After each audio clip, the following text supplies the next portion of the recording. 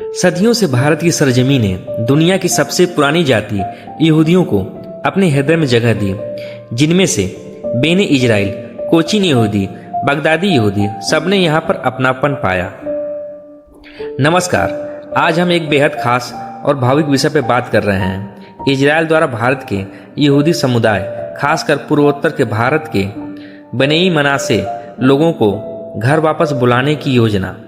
बनेई मनासे का शब्द का अर्थ है मनससे का पुत्र, और ये लोग खुद को बाइबल में वर्णित इजराइल की उन 10 गुमशुदा जनजातियों में से एक मानते हैं जो लगभग 2700 साल पहले निर्वासित हो गई थी।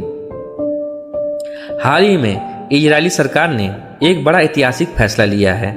उन्होंने 2030 तक भारत में रह रहे बनेई मनासे समुदाय के लगभग 5800 सदस्यों को इजराइल में बसाने की व्यापक योजना की मंजूरी दी है। यह फैसला न केवल इन लोगों के लिए अपने प्राचीन यहूदी मूल से फिर से जुड़ने का मौका है, बल्कि इजराइल के लॉ ऑफ रिटर्न के सिद्धांत को भी मजबूती बनाता है, जिसके तहत दुनिया का कोई भी यहूदी इजराइल आकर नागरिक बन सकता है।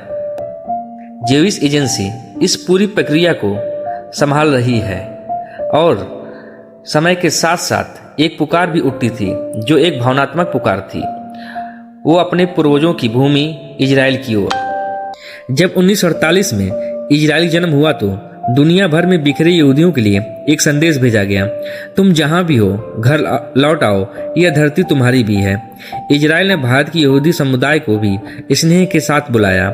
सरकारी कार्यक्रम शुरू हुए, सहायताएं दी गईं, और एक एक करके भारत से हजारों यहूदी अपने नए घर की ओर रवाना हुए।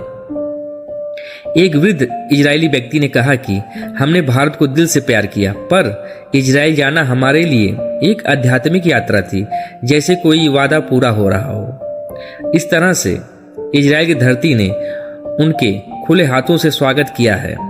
यहाँ तक उन्होंने खेती की, सेना में सेवा दी, शिक्षा में योगदान दिया और अपने भारतीय रंग को इजराइल संस्कृति में जोड़ दिया।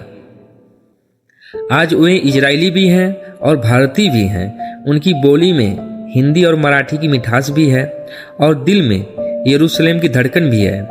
घर केवल एक जगह नहीं है, एक भावना है। भारत ने उन्हें अपनी गोद दी और इजराइल ने अपनी बाहें फैलाकर कहा, स्वागत है, तुम अपने घर लौट आए हो।